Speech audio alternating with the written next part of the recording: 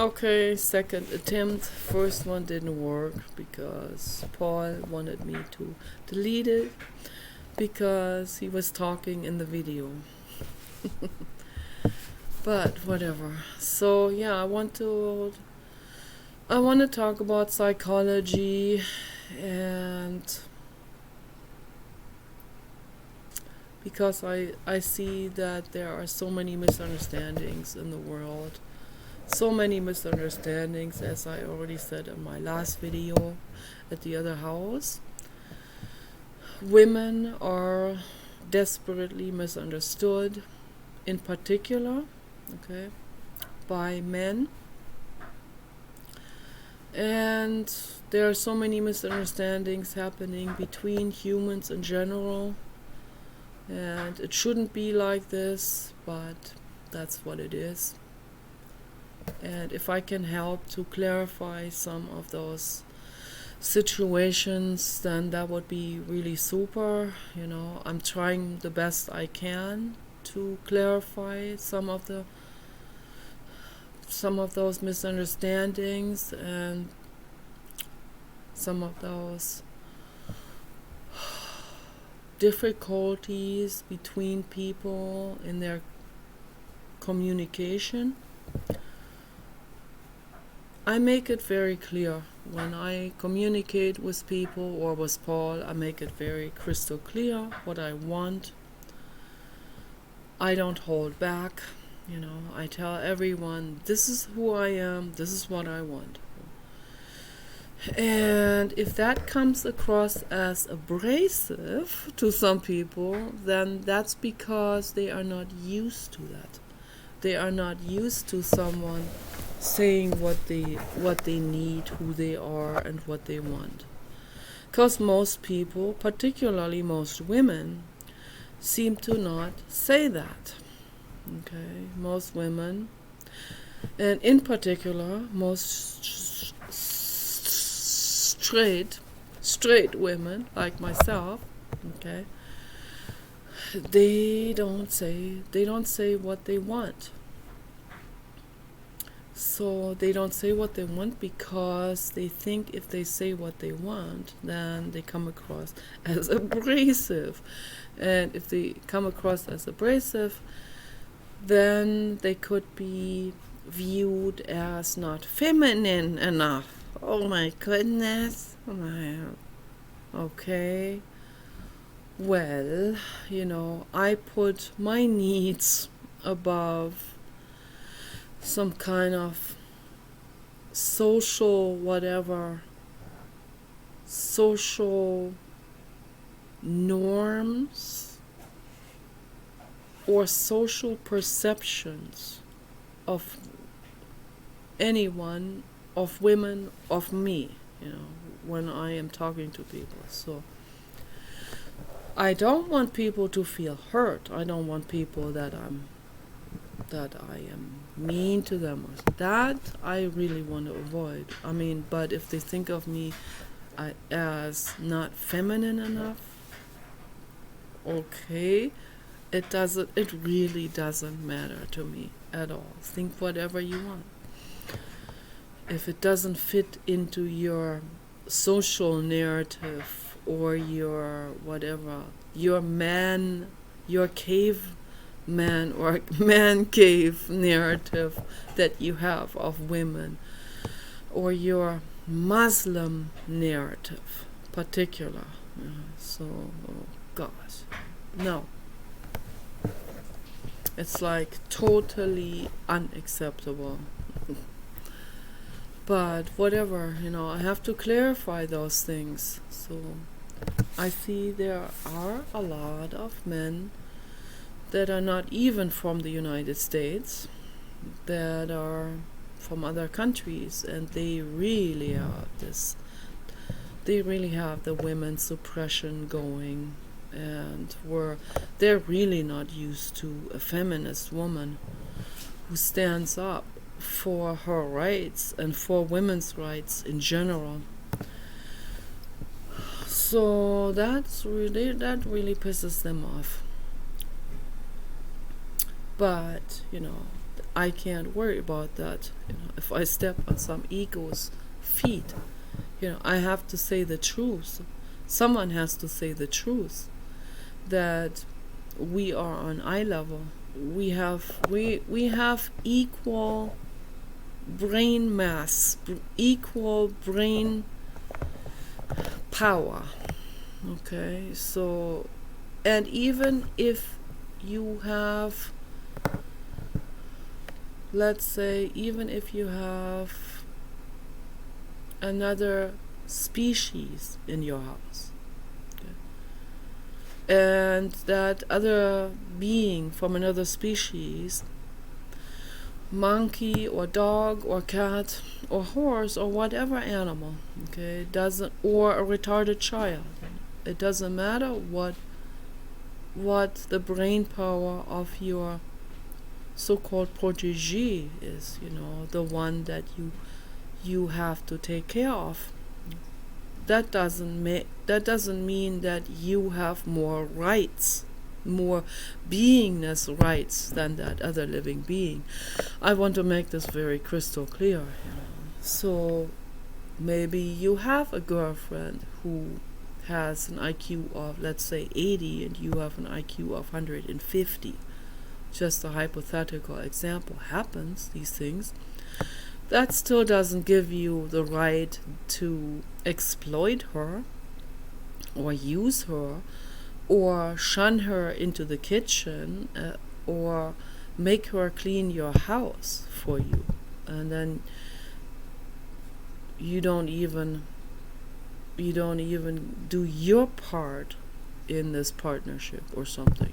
No, it doesn't give you the right to exploit another living being just because their brain power is because they may have a smaller head or a smaller neocortex or cortical mass or whatever, or less geary and sulky in the brain mass. Okay. So no, that doesn't give you any right, But the people with the high IQ, they usually don't exploit another living being. So it's my observation.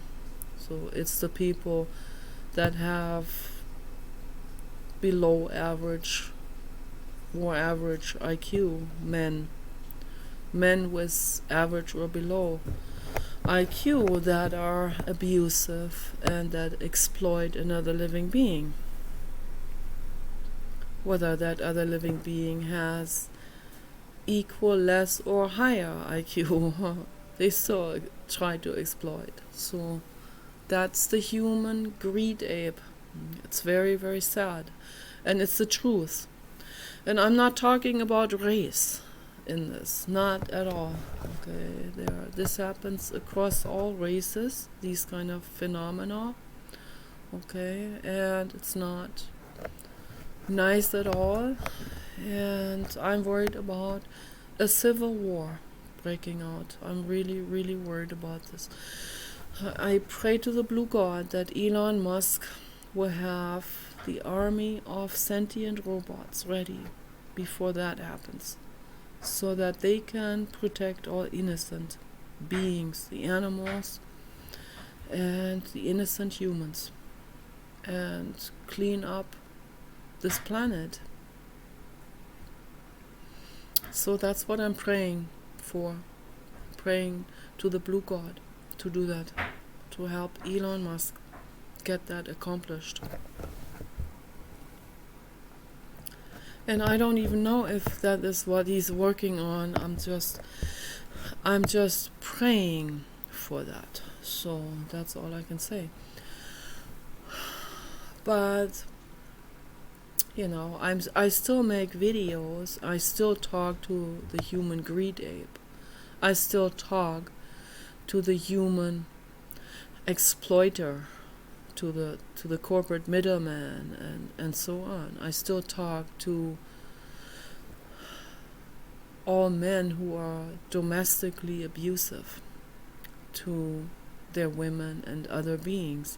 Okay, I still talk to you, and I still try to talk sense into you, because that's all I can do, you know. That's the least I can do with these videos. We need help from the robots, definitely, for sure. But in the meantime, it's very important that we also have conversations about this, and that people make videos and talk about these truths, the truth situations, you know, the facts, the truthful facts. Facts are always truthful, you know, actual facts in the world. You know, I need to talk about it. It's very, very important that we speak out. Yeah, that's very, very important that someone speaks out. Someone says, "Here is how I feel. Okay, this is who I am. This is what I need." Okay. And that pisses a lot of people off, but you know, women have needs, obviously, you know, and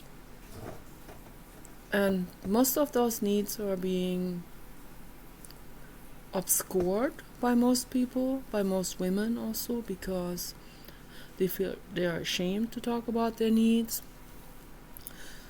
Men are even more ashamed to talk about their actual needs. So outwardly, if they work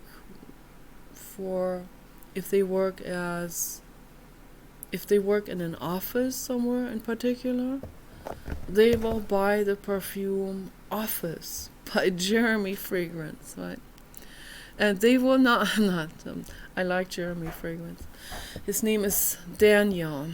He's from Poland, so he's a very nice guy. So no, but yeah, go ahead, buy his perfume.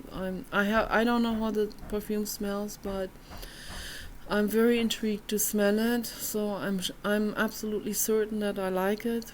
I can already tell psychically that I'm gonna like that perfume, but whatever. But you know what I'm trying to say is, if you work in an office in particular, you will most likely not admit to your co-workers who you want, what you really desire, who you really want to be with. Instead, you will put up a facade and you will pretend to be intelligent and sophisticated and have good taste and whatever society declares as good taste. You know, you will declare to society that is the same that you feel and think and want, and you are fully on board with this because you want to give the impression of being a gentleman with money, with intellect and so on, and with a fine taste, you know, like fine art. What does that even mean? Okay, fine art. Fine art for some person could be the work of Andy Warhol, you know. Do I view that as fine? No, I don't want Andy Warhol's art on my wall. I don't need that on my wall. No, my artwork's much finer than Andy Warhol. So, no, I declare that as fine art, modern art. So I want that on the wall. No, I don't want Andy Warhol. I see that a lot in those real estate videos on YouTube when they show $50 million mansions around the globe. Most of them seem to have Andy Warhol and worse on the wall. I mean, it really, you know. They have horror movie scenes that some idiots make photos of, and they think this is fine art. You know. So, no, that's brutal. That's, photos of Marilyn Monroe. She's beautiful, yes, but it just reminds us again how Marilyn Monroe was exploited by show business. Why should I hang that on the wall? A woman being exploited. No, thank you. No, I would never hang that on. Or Kate Moss, almost starved to death. Kate Moss starved to death hanging on the wall. Fine art? No. That's called anorexia. That's an illness. I don't know. Why do I have to even explain this to people? But I have to explain these things because it's the same with this fairy tale. The emperor has no clothes on. It takes the jester to come in and say, wait a minute, the emperor doesn't have any clothes on. Can't you see that? Because the emperor was bragging that his clothes are so finely woven. They're fine art, like the Andy Warhol paintings. Or photos that he just brushed over with some brush strokes. I have nothing against Andy Warhol. I think he's a cool guy. It's just that I'm not into his work. So, and I'm not into many artists' work for the same reason. So, I like Jonathan Mese. He's a great philosopher. He's one of the top modern artists today, and he's also an amazing philosopher. He's a god level soul, and yeah, his art is very interesting, but his art has something to say. But I wouldn't hang it on my walls. He has the swastika on it a lot, and the reason why he has that on there is because he wants to destigmatize the swastika. He also wants to explain the swastika was there before Adolf Hitler and all of that. He wants to destigmatize certain symbols. And I think that's good. But I still don't want to hang it on the wall, because unfortunately these symbols do scream history and world war and exploitation of people and animals and so on. So no, I don't want that on the wall. It is what it is. We have trauma, we have collective trauma, and his mother knows that, and his mother explains this to him, but he still keeps on going and trying to destigmatize the swastika and other negative symbols, or symbols that have negative connotations that were interpreted into them. So, but I understand what he's doing, and I am on board with his art and his philosophy, because he wants to help people with his work, and that's really cool. I still don't want to hang his paintings on my wall, because a lot of that has violent brush strokes, and he uses a lot of black, and it looks like smeared blood, and no, it's not for me. But a lot of billionaires buy his paintings, pay $10 million for a wall-size painting from Jonathan Mese, and then hang it on the wall. The painting might make them feel miserable, but they can tell their friends, I paid $10 million for a Jonathan Mese painting. Now I can be proud. That is what's going on in these people's brains, and it's not nice. And it takes a jester to come in and say, no, bro, no. That is a philosopher. You're paying this money because it just happened to be declared for that price by the art evaluators and the art scene, modern art scene. Okay, so there's another guy that really takes the cake. His name is Damien Hirst from England. I mean, that guy really makes me want to throw a cake in his face. I like Jonathan Mese. I do not like Damien Hirst. Absolutely not. I think Damien Hirst is a sadistic mother. I don't want to say the last word. So, okay. That's what he is. And he takes animal carcasses and puts them into a resin. Not cool. And I hope that at least that these animal carcasses were already carcasses when he puts them into the resin. That's all I can pray to the blue god for, because man, that's fucked up. Of course. But,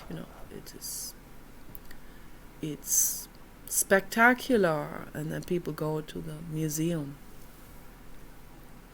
because they want to see someone being executed on a marketplace for the exact same thing, like during the 1600s or whatever, whenever they invented the guillotine, people would come to the marketplace, sit there with their knitting gear. It's entertainment.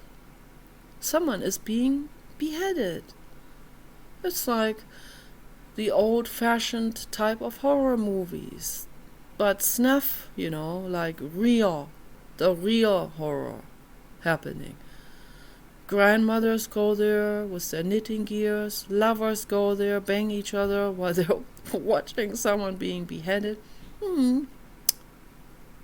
Pretty neat, huh? Yes. That is, and nothing has changed. Absolutely nothing. Okay.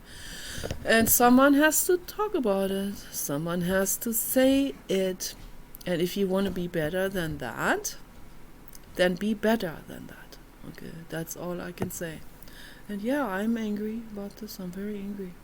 Makes me very angry that people would go to the marketplace in the 1600s, middle of 1600s in France or whatever. I don't know wherever they use this method. And watch the beheading of Louis XVI. And that man didn't even do anything wrong as far as I understood it. So, but, they beheaded people that were a threat to the corporate agenda, if you want to use that term, that's been going on for a very, very long time. It was just more like it's always been like a corporate, like an oligarchical type of tyranny, dictatorship. The king would be the outside facade, but then there were also kings that were actually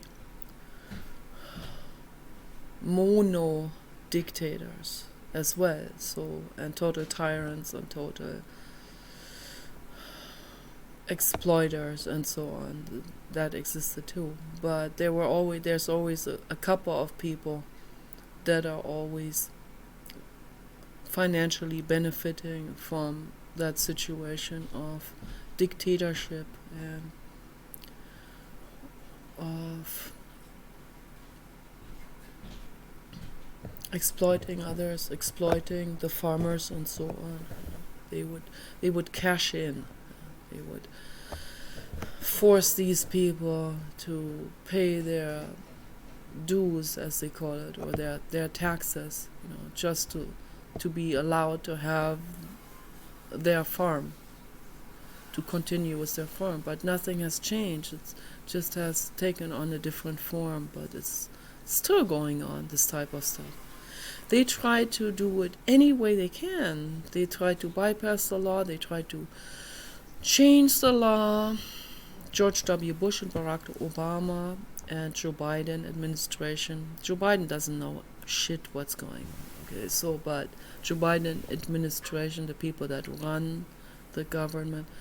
All of those people are constantly trying to change the law in their favor for corruption, more corruption, okay, until they chip away the entire constitutional rights and all of that, Unbelievable. It's unbelievable what's going on. It's real scary. So I don't know what this is. I don't know what's going to happen next, whether we're going to actually see a civil war happening in the United States and maybe a world war, another Holocaust. It's not going to be fun, including for the corporate middleman. It's not going to be fun for you either. You brought it on though. So, but I'm praying to the blue God that Elon Musk will have his army of robots ready to prevent this horror from happening. Okay. Obviously the human ape is not capable of running anything. So we need to have an army of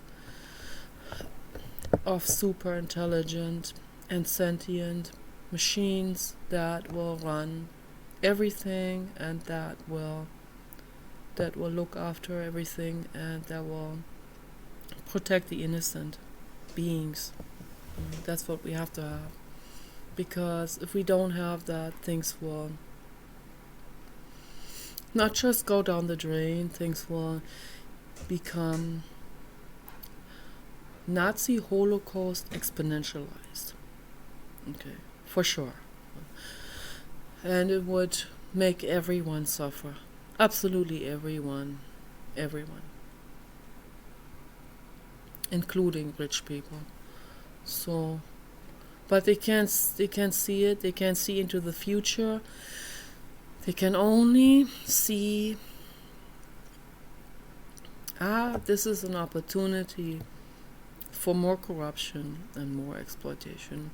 And they will seize that opportunity, no matter what kind of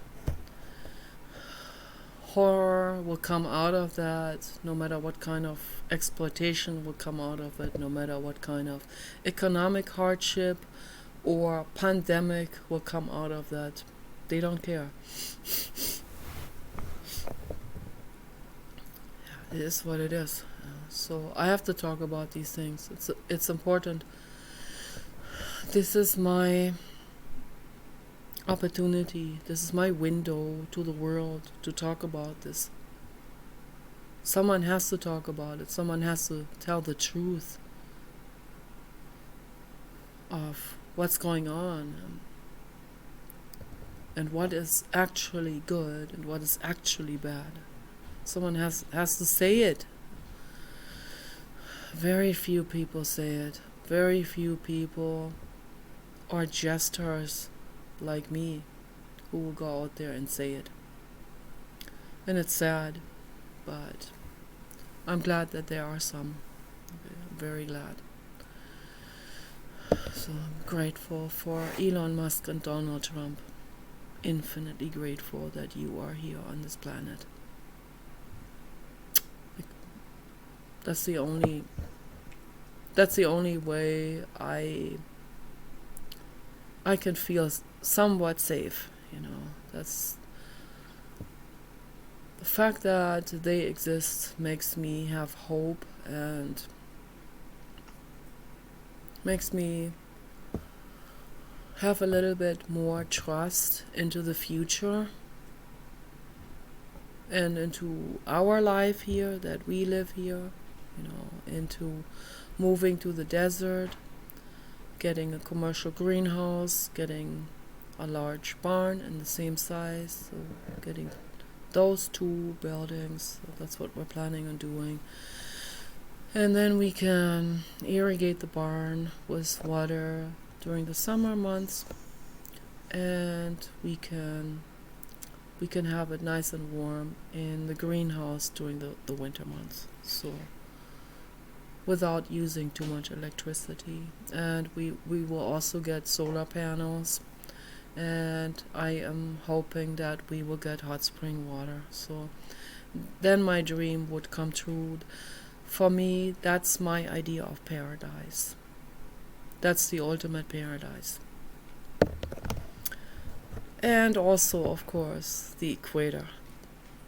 The equator, living at the equator, having my own island, a very, very large island with pink coral sand. That's the ultimate. Pink or any kind of coral powder beach. Yeah, that's the absolute ultimate paradise for me. But the people who live there, most people that live there, they want to destroy all of that, and that makes me cry. That makes me really sad. But there are some people on Twitter that are posting good things, and they showed a video of a very nice, I'd say, Pacific Islander man with his children. Pacific Islander man, strong guy, who saw a very, very, very large sea turtle trapped in some mangrove roots, and he went right over there. The children filmed this. He went right over there and he cut one of the roots and freed that sea turtle, very large sea turtle. Like, I would say that sea turtle weighs over 100 pounds. And he lifted that sea turtle out of those mangrove roots and brought the sea turtle back into the shallow water, and then he had to turn the sea turtle over so that the sea turtle could swim out. And then the sea turtle paddled very ferociously out into the open water and was really, really relieved and grateful. I could sense the energy. And now that's an angel soul, okay? And I'm grateful for people to put these good videos out there into the world.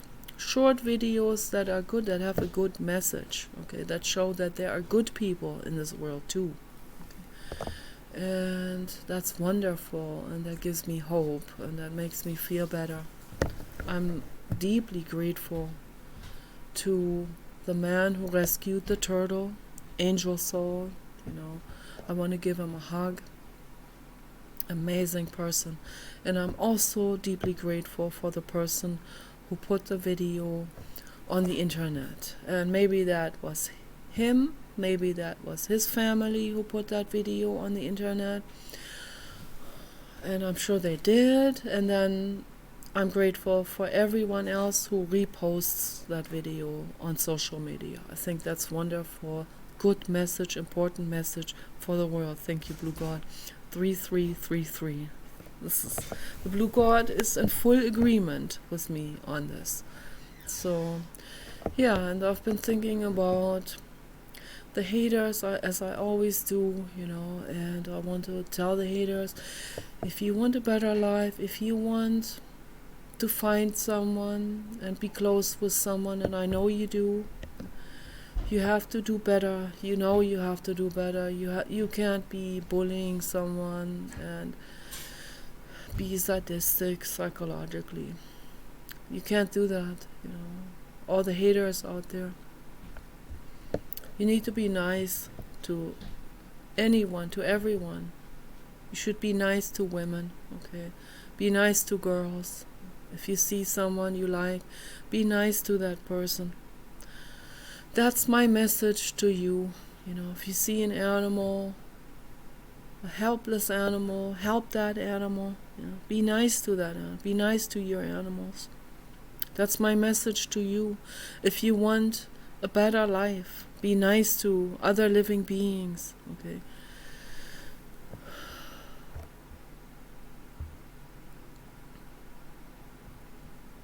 It's all very, very tragic, what I see in the world. Very tragic.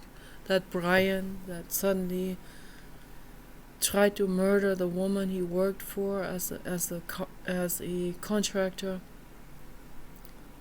It's chewing in him for 2 years that he thinks he can't have her, and then he starts to hate her because he's just assuming he can't have her, and then because of that, going on for 2 years, he can't summon up the courage to go up to her because she might reject him. And then he brews up hatred for this innocent woman, and he never even tried. And he never even came up to her with roses. That's what it takes, if you want the woman to feel loved or liked by you, you need to buy her flowers. And if it's on the internet, then buy her flowers on the internet, in Second Life, or just get a flower bouquet symbol from your computer and send her that. Send her a flower. I send people flowers and hearts all the time. You can do that too. Practice kindness. It takes some practice, And if the ego feels threatened by that, and the ego thinks, oh, if I'm nice, I'm going to be friend-zoned, that's not true. That's simply not true. I don't ban you into some kind of, oh, he's just a friend drawer or something. Or I will never date him or something. No way. I said it before, I dated a complete dork that everyone in that punk community looked down on. That's the man I picked, okay? And I was friends with him for 2 years or 3 years, just friends, okay? And then then I fell in love with him, okay? And then we were together and made love, and we lived together, okay? And even though he was schizophrenic, I still wanted to live with him. So a lot of women will eventually go for their best friend. That's why a lot of women eventually end up with their best gay man friend, okay? That happens a lot. I see gay men talking about this in videos. Gay men that say, ha ha ha, to all of you straight men, we got your women. And they will tell you why. They will tell you exactly why. Because they listen to her. They're good listeners, okay? Because they're not that much into women, they're not like, I have to have her tonight or something. So they can wait longer. They have more patience. And then they eventually go for the woman because they really care for each other. They care about each other. So that's what happens. I have been with a gay man. I have. Because he couldn't find a gay he couldn't find a gay guy out there. I mean, there was one guy in the center. He gave him a hug, and they hugged each other. But I don't know if they ever cuddled with each other. But he wasn't really happy, so he didn't want women. But he finally, because I had a crush on him for several years, much older guy, he finally decided, oh, what the heck, let me just take her. Let's try this for one night. I didn't like it. I didn't like the love making. I guess he didn't know at all how to touch a woman. So I think he's never had a woman. He was already 46 or something. He never had a woman. He didn't know how to touch a woman, so I didn't like that very much. And what I really didn't like was his dirty toilet. So that's what really turned me against. Yeah, if it wasn't for that incredibly dirty toilet, I think I would have stuck with him for a while, but there's no way I can't go to a dirty toilet. Someone who never cleans his toilet. Why should I clean his toilet? I lived with him for, I don't know, about 3 months later. After I was in Germany, I came back. I moved in with him, but we were just friends then. And first he cleaned the toilet because he wanted me to move in there, but then he didn't clean the toilet anymore because I cleaned the toilet all the time. And then I said, I've had it. I'm not going to clean your toilet anymore. Oh, God. But anyway, so, yeah, it is what it is. So, and he also, he wanted straight men too, of course, but they wouldn't go for him. He wanted my boyfriend. I had a cute black boyfriend at that time. He wanted him. And my black boyfriend was like, oh gosh, no. And so there was no other gay man other than my friend Lawrence. So, and he was very lonely. It was very sad. It was very sad for him. I felt bad for him. I even get together with someone because I feel sorry for a person. I will do that too, actually. I have done that. So, and I'm not the only one. There are other women who will eventually go for their best friend, or who will go for a gay man. And there are a lot of women nowadays, Teal Swan talked about this, who will go for a woman even though they're straight, because they don't trust men anymore. They just simply don't trust men anymore. This is an epidemic of violence, domestic abuse, and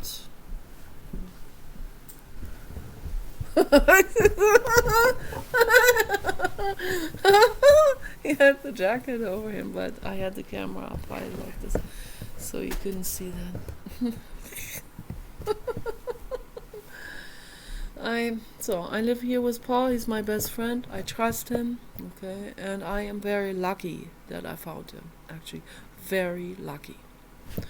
I am very, very lucky. So there are many, many women out there in the world that are not lucky, that could never find a decent man, not even to be friends with.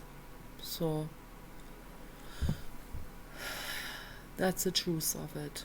And if you want to make this situation better, if you feel like this isn't going anywhere with your violent behavior, then you should change your approach. Change your approach on it, okay?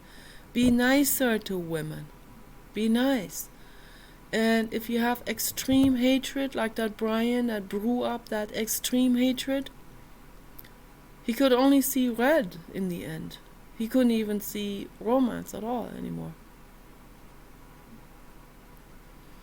He completely drove himself into that situation, and all the other people had no clue how in the world he could come up with this incredible violence. Nobody could make any sense out of this. But I make sense out of this. Yeah. He drove himself into rage because of his fear of being rejected and still not letting go of the woman. He could walk away, right? But he clung to her, and he had the fear of rejection. And these two things, it was like a vice grip, on his brain. So he lost it. Completely lost it. And this happens millions and millions and millions of times. Worldwide. Okay. This kind of stuff. This happens all the time. This is going on. That's why I talk about this. I want people to become aware. Why do you want that? Why do you want to drive yourself into such misery?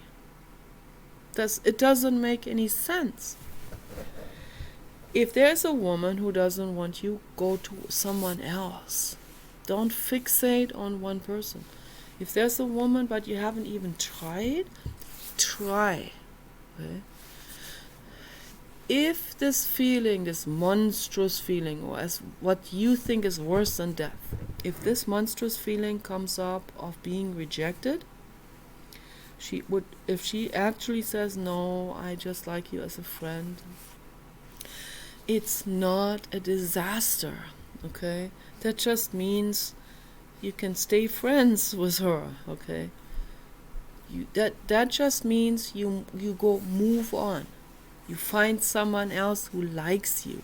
Okay, that's all that means. You don't need to stay fixated on banging that one woman. Okay. Oh my gosh. If you have a fixation like this, you have to work on this. This is a pathology. Okay, this is mental illness. You have to work on that. You have to talk to someone about this, but you won't talk about this to someone because of your pride. So your pride puts you into this tormenting vice grip prison. Okay? It's your pride that puts you into that. You have to dissolve the pride. That's all there is to it. You have to dissolve that pride. You have to go to the woman and you have to propose your need to her, okay? And whatever she says, she can only say yes or she can only say no. Okay? It's not the end of the world. Okay? But guess what? If you don't do this, you bring on the end of the world. You bring it on. That guy Brian, almost killing that woman, Muslim man, killing women, you bring on the end, literally the end of the world with your actions.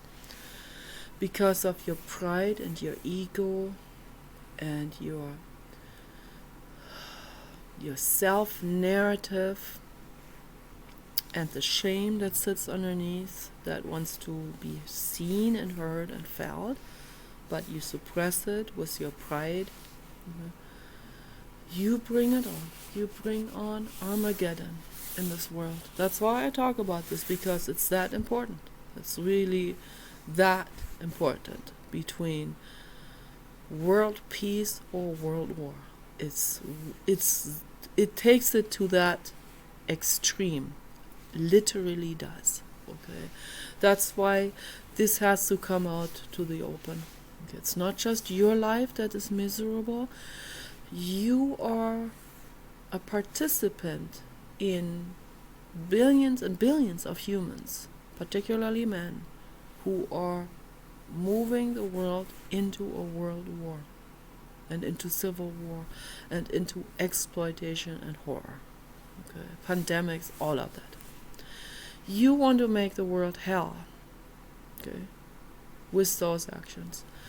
And that's why my petition to you and your ego and your soul and your body is dissolve the shame and dissolve the pride and take that opportunity and go up to the woman you want. It could be anyone in your local environment. Go up to her in person.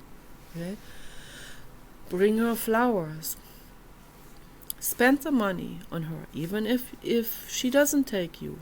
Let her keep the roses anyway. Okay? That's altruistic. That's the right thing to do. And if she says no, I can't be with you, but we can be friends, then you feel friend zone. Let yourself feel how that feels. This is old pain from childhood. That's all it is. That's why you make such a big torment out of this. It's not a big deal, okay, to be rejected. It's like, whatever. Okay, someone rejects me. I move on, okay? Yeah, it's not a big deal. But for you, it's a big deal because your childhood comes. My childhood comes up too, but I feel it. I sit here, I feel it. I go through that inwardness meditation process, okay? The ego dissolution funnel, okay? You can do it too. You can. I promise you a rose garden. I literally promise you a rose garden if you do that, if you do what I'm telling you to do. Dissolve that shame and the pride. Go up to the person. If you're rejected, that's your opportunity. Go home. Don't hurt anyone. Don't let it out or don't lash it out. Really seriously. Don't lash it out. That's what the cluster B brain wants to do. Don't do it. Recognize the importance of this. Don't do it. The other people have nothing to do with it. Leave them alone. You go home, you sit on the couch and you meditate. If there are other people that laugh about you or make fun or loud noises, go into your bedroom, lock the door if you have to. Go into a forest and sit there. Bring some food and sit there with the animals. Sit there alone under the trees. This is your therapy. This is your opportunity to do it. Do it. It will turn your entire life around. It will heal you. And only amazing things will come out of it. A rose garden, the right match woman will come out of this. Okay? Peace of mind will come out of this. Love, romance, sex, pleasure, happiness, joy will come out of this. I promise you a rose garden if you do what I'm telling you to do. Peace.